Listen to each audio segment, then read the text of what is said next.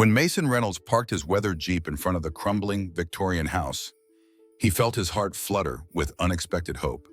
To most people, it was just another dilapidated building in Seattle's historic Queen Anne neighborhood, its once proud facade now peeling and worn. But to Mason, a single gay father trying to rebuild his life after losing his husband David, it represented a second chance, a place where he could start over with his little daughter, Lucy. He had used nearly all his savings funds from his job as a restoration architect at Foster Plus Partners to buy the property at auction. The roof leaked, the windows were cracked, and ivy climbed the walls like memories refusing to fade.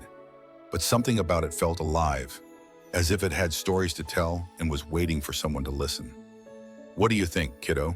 Mason asked, watching 9-year-old Lucy's eyes widen as she took in the towering structure with its distinctive turret. "It looks like a castle, she whispered, her small hand squeezing his. "Can I have the tower room?" Mason smiled, the first genuine smile since the car accident that had taken David from them 2 years ago.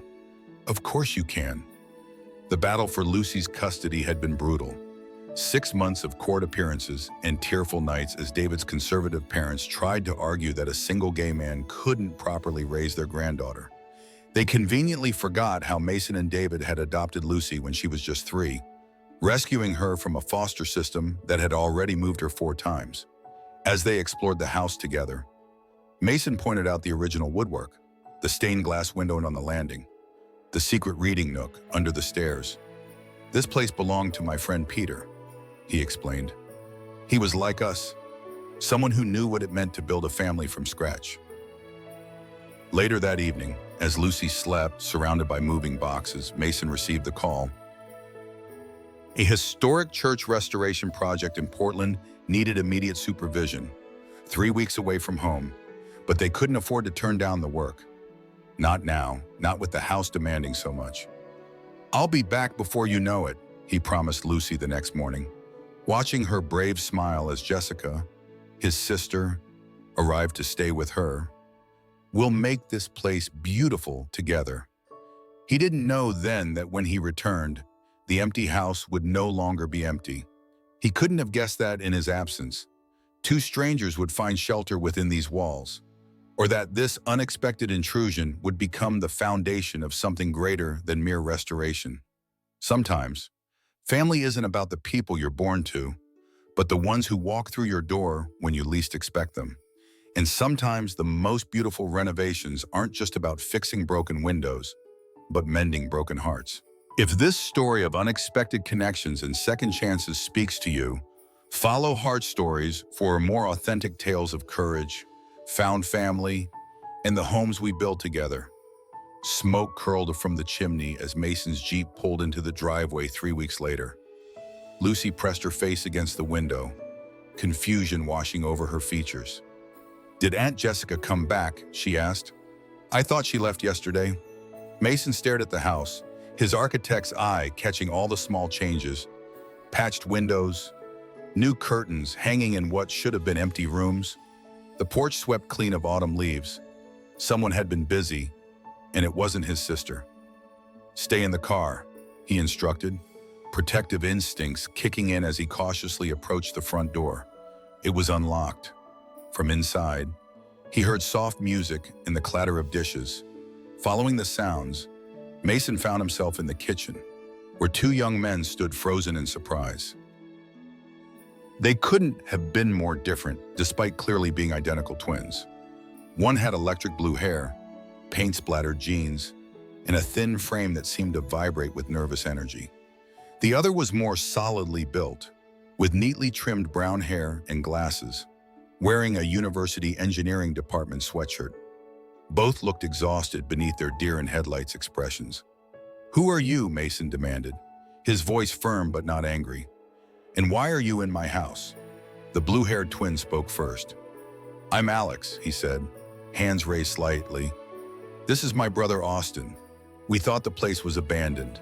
We've been living here for about 2 weeks." He gestured to the gleaming countertops. "We cleaned up, fixed some things. We didn't steal anything. I swear." Austin stepped forward, his posture straighter, more formal. "We can leave right now. We understand this is trespassing." Before Mason could respond, Lucy appeared in the doorway, ignoring his instructions as usual. Her eyes widened at the sight of the strangers, but instead of fear, her face lit up when she spotted the half-assembled, solar-powered robot model on the table. "Did you build that?" she asked Austin, pointing at the project. Austin nodded, something softening in his guarded expression. "It's for my engineering class at UW. Do you like robots?" "Oh, I want to build them someday," Lucy declared, moving closer to examine the delicate solar panel array. Mason watched this exchange, conflict brewing inside him. As the twins explained their situation, thrown out by their conservative Eastern Washington family after coming out during Thanksgiving dinner, living in their old Toyota for 4 months, working part-time jobs while struggling to maintain their university scholarships, he felt a painful recognition. Their story echoed his own rejection at 19, when his father had made it clear no son of his would be gay. That night, after settling Lucy in her bedroom, Mason sat across from the twins in the living room. Alex nervously twisted a paintbrush between his fingers while Austin sat perfectly still, as if preparing himself for another rejection.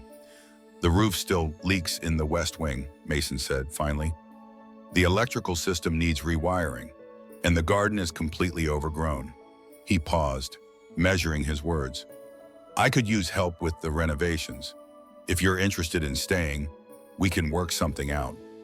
The brothers exchanged glances, a lifetime of communication passing between them in seconds. "We've been living in our car," Alex admitted, "taking showers at the gym. I've been painting murals at cafes for meal vouchers while Austin fixes computers at the library." "I'm not offering charity," Mason clarified. "I'm offering an exchange, your skills for a place to stay." It wasn't just about the help they could provide. Mason recognized in their tired eyes the same hunger for belonging he'd felt when his own family had turned away. Sometimes the family you're born into fails you, but that doesn't mean you stop deserving one. Sometimes the strongest foundations are built not from what you inherit, but from what you choose to create together. The rhythms of the house changed as 4 people learned to exist in spaces previously occupied by ghosts. Mason established Sunday dinner as sacred, a time when phones were silenced and stories shared around the antique oak table he'd carefully restored. It was during one such dinner, as autumn rain tapped against the windows, that Mason finally spoke about David. "He was the one who convinced me to become an architect," he said, passing the homemade bread Alex had baked. "I was afraid to pursue it. My father wanted me in the family construction business." David said, "If you're going to build things, build what makes your soul expand." Mason smiled at the memory. 2 weeks later, I applied to architecture school. He proposed the day I got accepted." Alex shared next, describing how he'd realized he was gay at 13, hiding art supplies under his bed because his father considered painting too feminine. Austin spoke about the isolation of being both a science prodigy and closeted in their small conservative town, using complex equations to create a world where he made sense to himself when he couldn't make sense to others. Lucy listened to these stories wide-eyed, absorbing the quiet courage in each narrative. That night, she asked Mason if Alex could paint stars on her bedroom ceiling. "Real constellations," she specified. "The ones Daddy David used to show me." As October yielded to November, the house transformed. Austin rewired the century-old electrical system, installing modern amenities while preserving vintage fixtures. He taught Lucy basic circuits, beaming with pride when she successfully wired her first battery-powered LED lamp. Alex turned the peeling walls into canvases, painting subtle landscapes in the living room and an elaborate space mural in Lucy's tower bedroom, complete with scientifically accurate constellations. Mason watched these interactions with growing certainty that what had begun as temporary arrangement was evolving into something permanent. The twins brought life back into spaces that had echoed with emptiness since David's death. Lucy laughed more freely, especially with Austin, who treated her questions about science with serious consideration instead of childish dismissal. The first hint of trouble came on a crisp Saturday morning. Mason was repairing window frames on the front porch when Margaret Wilson from across the street approached. Her lips pursed in disapproval. "There's been talk," she said without preamble, "about your arrangement. 3 men living together, 1 child. People are concerned." Mason's hands stilled on the wood. "The arrangement is that I hired skilled help for renovations. What exactly is concerning about that?" Margaret's gaze darted toward the house, where Alex was visible through the window, dancing as he painted. "This is a family neighborhood, Mr. Reynolds. Traditional values matter here." The confrontation might have ended there if John O'Connor, the retired judge from next door, hadn't chosen that moment to cross the street with a casserole dish in hand. "Morning, Mason," he called. "Mary sent this over. Said anyone brave enough to take on that old Victorian deserves home-cooked meals." He nodded politely to Margaret before adding, "Our son Michael is flying in next weekend with his partner James. They'd love to see what you've done with the place." Margaret retreated, but her disapproval lingered like a shadow. That evening, Mason found Austin sitting alone on the back steps, staring at his phone. "The Homeowners Association sent an email," he said quietly. "They're citing code violations about the mural Alex painted on the garden shed. They want it removed." Mason sat beside him. "Let me guess, the rainbow in the background is the real violation." Austin nodded. "We've caused problems for you. Maybe we should—" "No, nay," Mason interrupted firmly. "This is exactly why you're staying. Some people spend their lives hiding who they are to please others. I did that until I was 19. It nearly destroyed me." He looked toward the house, where Lucy and Alex were visible through the window, laughing as they prepared dinner. "This is our home now, all of us, and we're not erasing ourselves to make anyone comfortable. Family isn't always about blood or legal documents. Sometimes it forms in the quiet moments between strangers becoming essential to each other's lives. It grows in shared meals, in late-night conversations, in standing together when the world tries to push you apart. The strongest foundations aren't built on matching DNA, but on the choice to belong to each other, especially when others question your right to exist as you are." The official notice arrived on Seattle Department of Construction letterhead, crisp white paper conveying cold bureaucracy. Deborah Wilson, no relation to the neighbor, though Mason wondered if there was some cosmic joke in the shared surname, stood on the porch with clipboard in hand and thinly veiled judgment in her eyes. "We've received complaints about unauthorized occupancy," she explained, gaze sweeping past Mason to where Austin helped Lucy with her science project. "Single-family zoning doesn't permit multiple unrelated adults residing together unless specifically approved for shared housing." Mason recognized the technical truth wrapped in discriminatory application. "I'm aware of the codes. I'm a licensed architect specializing in historic restoration."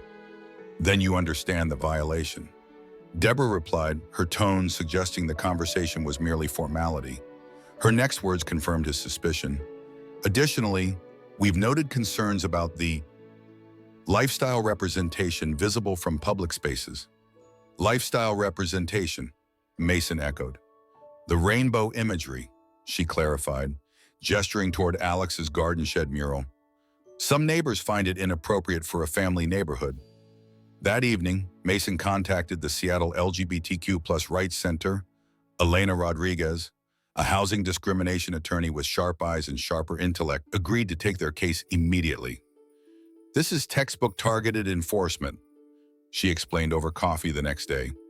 "They're using technically valid codes but applying them selectively. The question is whether you want to fight or comply." Fighting meant publicity. It meant exposing not just himself, but Alex and Austin to scrutiny and potentially backlash. It meant legal fees Mason couldn't afford without selling David's restored 1967 Mustang, the last tangible piece of his husband he still possessed. Before he could decide, crisis struck from another direction. Austin collapsed while working in the damp basement, his temperature spiking to dangerous levels. At the hospital, pneumonia was diagnosed. requiring immediate admission. When Mason attempted to get information from the attending physician, he was stonewalled. Family only, the nurse explained apologetically. You're not related. He has no family, Mason argued, voice rising. They disowned him. Alex paced the waiting room, fingers stained with paint and trembling with fear. They won't even let me see him. I'm his identical twin, and they're asking for ID verification because our addresses don't match. It took Elena Rodriguez's emergency intervention, complete with temporary guardianship papers, before they could access Austin's room. Watching the typically strong young man struggle for breath, attached to monitors and IV antibiotics, something hardened in Mason's resolve. 2 days later, he sold the Mustang. The money paid for both Elena's retainer and the administrative fees to apply for shared housing status under Seattle's new affordable student housing initiative. The public hearing was scheduled for early December, just before Christmas. The town hall meeting room buzzed with tension as neighbors filled the seats. Margaret Wilson had rallied supporters, their disapproving murmurs creating an undercurrent of hostility. But to Mason's surprise, there were friendly faces too. John and Mary O'Connor, several of Mason's colleagues from Foster Plus Partners, even the baristas from the coffee shop where Alex worked part-time. When Mason's turn came to speak, he approached the microphone with steady determination. I'm not here to argue technicalities, he began. I'm here to talk about what makes a home. 2 years ago, my husband died, leaving me to raise our daughter alone. 3 months ago, I bought a house that needed restoration. And 2 months ago, I discovered 2 young men who also needed a place to belong. He gestured toward Austin, still pale from his illness, but standing straight beside his brother. These men were honors students until their parents discovered they were gay. Then suddenly they were homeless. Despite this, they continued their education, working multiple jobs while living in their car. Mason looked directly at the zoning commissioners. You can tell me that 4 people who care about each other don't constitute a family. You can cite codes and regulations, but I'm an architect, and I know the difference between a structure and a home. What we've built together isn't about shared DNA. It's about chosen family. Lucy had insisted on attending, despite Mason's hesitation. Now she approached the microphone, her small hand gripping a carefully written note. My daddy, David, died, she read, voice trembling slightly. I was really sad, but now I have Uncle Alex who paints stars on my ceiling, and Uncle Austin who helps me with robots. They make me happy again. Please don't make them leave. The room fell silent. Even Margaret Wilson looked uncomfortable. Then Judge O'Connor stood, his authoritative presence commanding immediate attention. I've reviewed the documentation, he stated formally. As a retired King County judge, I'm willing to serve as character reference and financial guarantor for Alex and Austin Jenkins in this housing application. This household represents exactly the kind of intergenerational supportive living arrangement our housing codes were modified to encourage. Sometimes, the most profound victories aren't won through legal battles, but through moments of raw humanity that pierce through prejudice. Sometimes the strongest communities aren't built by those who share identical beliefs, but by those brave enough to recognize the dignity in differences. In challenging times, it isn't always the laws that need changing, but the hearts interpreting them. Part 5, 8 months transformed the Victorian house on Queen Anne Hill from neighborhood eyesore to its crown jewel. The Seattle Historical Preservation Society featured it in their annual tour, praising the meticulous restoration that honored original craftsmanship while incorporating sustainable modern elements. Visitors admired the intricate woodwork Mason had painstakingly restored, the solar panels Austin had ingeniously integrated into the roofline, and Alex's artful murals that brought historical themes into contemporary relevance. But the true transformation lay beyond physical restoration. In the converted carriage house behind the main residence, Alex had established a small art studio, offering free weekend classes for LGBTQ+ youth. The basement, once damp and forbidding, now housed a community meeting space where Mason facilitated a support group for single LGBTQ+ parents navigating the challenges of adoption and fostering. "I never thought I'd be teaching," Alex confessed one evening as he cleaned paintbrushes after a particularly successful class with local teens. "Back home, being myself meant being silent." Austin nodded in agreement as he adjusted calculations for the solar energy system that now powered the entire property, a project that had earned him a prestigious research grant from the University of Washington's engineering department. "Remember how Dad used to say, we'd never amount to anything," he mused. "I wonder what he'd think now." That spring, they hosted an open house block party, inviting neighbors to tour the property and enjoy a community potluck in the garden. Even Margaret Wilson appeared, bringing an apple pie and an awkward apology. "My son came out last month," she admitted quietly to Mason. "He said he'd been afraid to tell me for years because of things he'd heard me say. I've been doing a lot of thinking since then." The approval for their shared housing arrangement had come through just before Christmas, accompanied by a revision to the neighborhood zoning codes that created more flexible definitions of family households. Judge O'Connor had been instrumental in this change, leveraging his connections and respect within the community to challenge outdated restrictions. One summer evening, as fireflies began appearing in the garden, Mason sat on the porch swing watching Lucy play catch with Austin while Alex sketched the scene. The twilight air carried the scent of blooming roses and freshly cut grass, and something in Mason's chest finally unwound completely. Lucy bounded up the steps, breathless with excitement. "Dad," she asked, collapsing beside him on the swing. "We're always going to be a family like this." "Right," Mason pulled her close, looking over her head to where the twins stood together in the yard, their faces golden in the setting sun. "Yes, sweetheart. Family isn't about who you're born to. It's about who you choose to love and who chooses to love you back." Later that night, after Lucy was asleep, Mason opened his email to find an invitation to speak at the National Architectural Conference on Designing Safe Spaces, Inclusive Architecture for LGBTQ+ communities. The message included a note from the committee chair.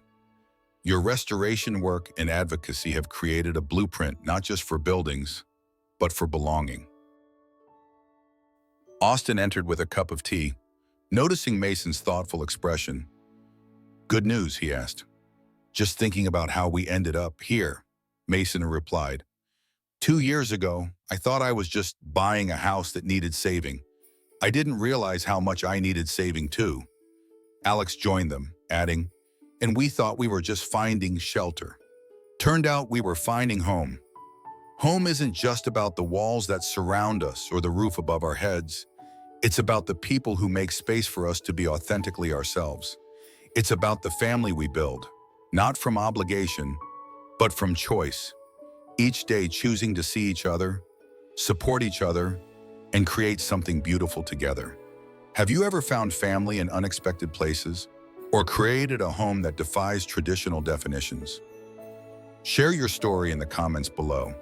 Your experience might be exactly what someone else needs to hear right now. For more stories of found family, courage, and creating homes where everyone belongs, follow Heart Stories, because every heart deserves a safe place to call home.